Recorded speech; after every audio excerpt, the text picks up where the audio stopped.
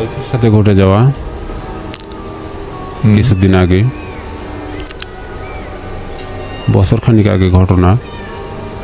তো যেটা আমি ভাড়া বাড়িতে থাকি আমার ওয়াইফকে নিয়ে মিরপুর 11তেই। তো আমি যে বাড়িতে থাকি সেই বাড়িটাতে 3টি ফ্যামিলি থাকি আমরা। তো আমার রুমটাতে শুধু আমি আমার ওয়াইফ, এবং কি খুব নিরিবিলি, খুব ঠান্ডা রুম। তো একদিন হঠাৎ দুপুরবেলা আমি বাসায় নাই, আমি বাইরে গেছিলাম। তো হঠাৎ বাড়িওয়ালা আমাকে ফোন দেয় যে কী ব্যাপার নিপুণ, তুমি কোথায়? বললাম যে আমি বাইরে। কেন আন্টি, কী হয়েছে? কয় তোমার ওয়াইফকে কি তুমি মারছো? ও কাঁদতেছে কেন ঘরে? আমি কি মারছি মানে? আমি তো ঘর থেকে প্রায় ঘন্টাখানিক হলো আমি তো বেরিয়েছি। কেন, কী হয়েছে আন্টি? কয় না, তোমার রুমে অনেক শব্দ পাচ্ছি, গেট খুলতেছে না।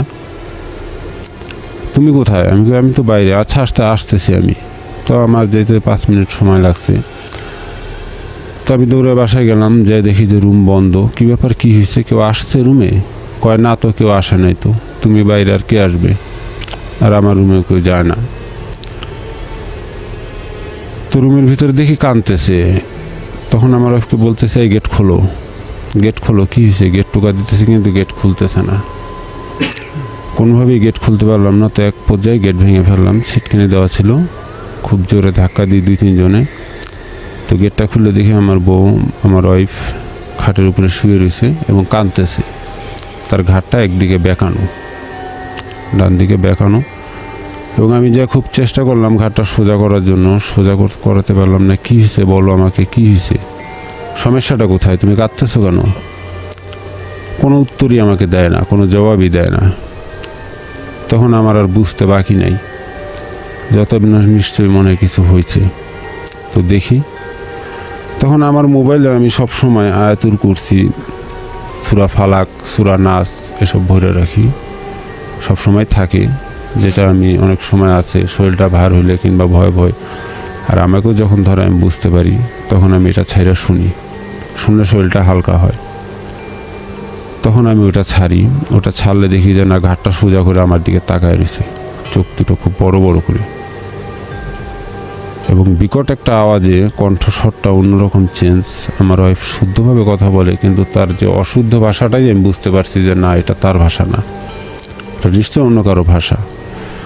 তখন আমাকে বলতেছে এই এটা বন্ধ কর, এটা ছাড়ছসকে, বন্ধ কর, জলদি বন্ধ কর। পরে আমি ওটা বন্ধ করি। কী হয়েছে তোমার? তুমি কী ব্যাপার, তুমি এরকম করতেছ কে? পরে আমার খুব গালাগালি, খুব বকাবকি, তুই যা। কিন্তু আমার বিয়ে 2 বছর হয়েছে, আমার সাথে কোনো রাব বিয়ে, কোনো গালাগালি ফোন তো করে নাই। কিন্তু ওই দিনই হঠাৎ। তো পরে হুজুরের একটা, আমাদের ওখানে মসজিদের ইমাম সাহেবকে বললাম, ইমাম সাহেব পড়া বানিয়ে দিল এবং বললো যে সূরা ফালাক, সূরা নাস পড়া ফু দাও, তাকে যাও। তখন আমি এসে সূরা ফালাক, সূরা নাস পড়া ফু দিলাম। দেখি যে কিছুক্ষণ পর ঠান্ডা হয়েছে। পরে তাকে ওই বাসা থেকে, যে আমি তো গাড়ি চালাই, অনেক রাতে বাসায় আসি, খুব ভোরবেলা বাসা থেকে চলে যাই। তো তখন সে থাকে একা, আর যদি আবার কোনো সমস্যা হয় তো এইভাবে আমি আমার মার কাছে তাকে নিয়ে যাই, আমাদের বাড়িতে নিয়ে যাই, আমি বাসায় রাখি, যে মা ওকে রাখো কিছুদিন, দেখো কি অবস্থা। তো তারপরে সেদিনে আমি থুয়ে আসি। সেদিন রাতের ঘটনা, যে রাতে আমি, আমার ওয়াইফ আমাদের ওই বাড়িতে যা শুয়ে থাকি, ভাড়া বাসা ছেড়ে দিয়া যে বাসায় ছিলাম। তো দিন শুয়ে থাকার পরে হঠাৎ রাতের বেলা দেখি, রাত বাজে তখন 2:30টার দিকে, যে ও উঠে আমার পার কাছে যে বসছে, বসে হাসতেছে আস্তে আস্তে। একবার হাসতেছে, আবার কিছুক্ষণ পর কাঁদতেছে। তো পাশের রুমে আমার মা ছিল। তো আমার ভিতরেও ভয় ফিল করতেছিল। তো আমি হঠাৎ লাইট জ্বালায় আমি রুম থেকে বেরিয়ে গেছি। তার দিকেও আর তাকাইনি, আমার ওয়াইফের দিকেও তাকাইনি, এবং জিজ্ঞাসাও করিনি যে কী হয়েছে তোমার। তো আমি হঠাৎ রুম থেকে বেরোয় আম্মাকে ডাক দিলাম, মা এদিকে আসো। ওই রকম করতেছে কেন? পরে আবার কথা বলি, কী রে কী হয়েছে? আমার ছোট ভাই ছিল, সেও কথা বলতেছে যে কী ব্যাপার, তুমি কি চাও, তুমি আসছো কেন? আমি কথা বলতে যাই, আমাকে তুই আমার সামনে আসবি না, তুই চলে যা এখান থেকে, তোকে ভালো লাগতেছে না, তুই আমার সাথে কথা বলবি না, তোরে দেখতে পারি না, তুই আমার সাথে মিথ্যা কথা বলিস, তুই আমার সাথে এটা করিস, তুই আমার সাথে ওটা করিস, তুই চলে যা। আমি চলে গেছি। আমার ছোটো ভাই জিজ্ঞাসা করতেছে কী ব্যাপার, তুমি কী চাও? তখন ছোটো ভাইয়ের বলতেছে আমি কী চাবো, আমার ভাল লাগছে, আমি আসছি। ঠিক আছে, ভাল লাগছে, আসছো তো তুমি যাবা না?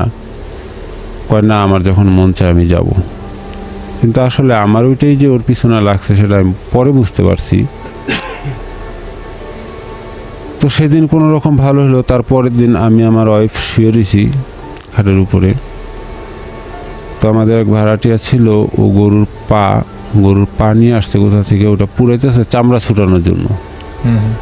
তো বাসায় যখন ওটা পুড়ালে তো দেখবেন যে ভাইয়া যে ওটার যে একটা গন্ধ, সে গন্ধটা কিন্তু ছড়ায় যায় আশপাশে।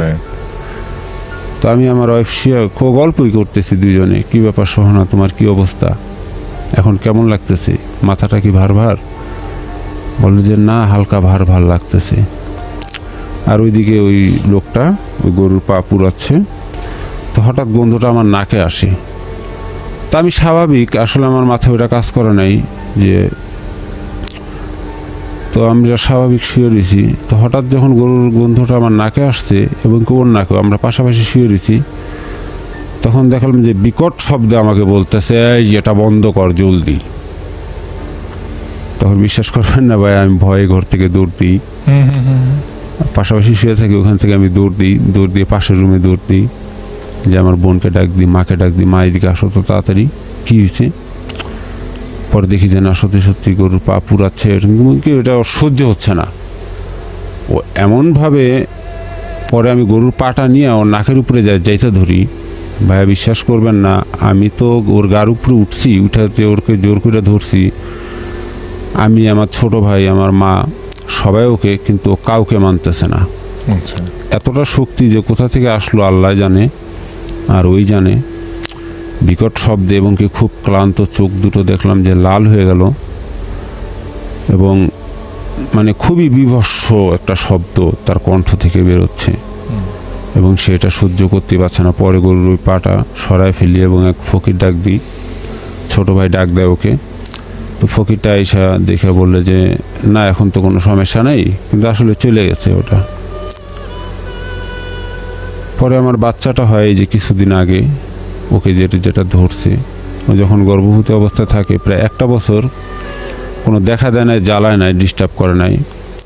এই যে সপ্তাহখানিক আগে, তো তখন বাজে রাত 11:30, আমি গাড়ি বন্ধ করে বাসায় যাই। এবং ভাই আমি সব সময় বাসার ভিতরে ঢোকার সময় বিসমিল্লাহ বলে ঢুকি। এটা আমার অনেক আগে থেকেই, এটা বলতে আমি ভুলি না কোনো সময়।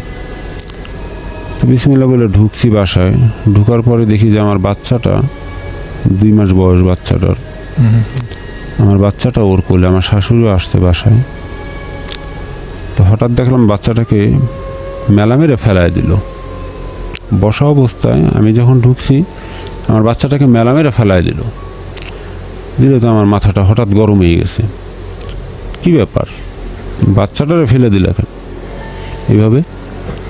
তখন আমি রাগ হইলে দেখলাম যে মাথা নিচ করে আমার দিকে যে তাকাইছে না, তাকানোতে আমি বুঝছি যে না, ওর উপরে কিছু আসর করছে, কিছু ভর করছে। কি ব্যাপার, তুমি বাচ্চাটা ফেলাইলো কেন, তুমি আবার আসছো কেন? ওরা আমি বলতেছি এতদিন কইছিলা, 1 বছর হয়েছে, কোনো খবর নাই। পরে বলতেছে যে ওর জন্যই তো আসতে পারি নাই, মানে আমার বাচ্চাটার দিকে আঙুল দিয়ে বলতেছে ওর জন্যই তো আসতে পারি নাই। আমি বলতেছি তাই, তুমি কি আমার বাচ্চার ক্ষতি করবা? তবে তুমি যাই হও, খারাপ জিনিস হও, ভালো জিনিস হও, আমি এইভাবে বলতেছি আমার শাশুড়ির সামনে, তুমি যাই হও না কেন, তুমি কি মনে করো যে পৃথিবীর ভিতরে তোমাকে ধরে আনার মতো কোনো মানুষ আছে কিংবা থাকতে পারে? তুমি যদি 7 সমুদ্র 13 নদী ওই পারেও থাকো। পরে কোনো কথার কোনো উত্তর দেয় না আমার। তুমি যদি মনে করো যে তোমাকে ধরে আনার মতো যদি কোনো লোক থেকে থাকে, তাহলে তুমি আমার বাচ্চার ক্ষতি করে যেতে পারবা না। তোমার ওইখান থেকে আমি ধরে আনার ব্যবস্থা করব। তুমি আমাকে ভালো করে চিনো যে আমি কোন ধরনের মানুষ, যদি তুমি খারাপ কিছু হয়ে থাকো। পরে আয়াতুল কুরসি মোবাইলে ছিল, ওটা ছাড়ছি, ছেড়ে তার কানের ভিতরে আমি জোর করে ধরে রাখছি। ধরে থাকার পর দেখলাম যে আস্তে আস্তে স্বাভাবিক হয়ে গেছে। যখনই আমি ছুরাটা ছাড়ি তখনই স্বাভাবিক। এটা ছিল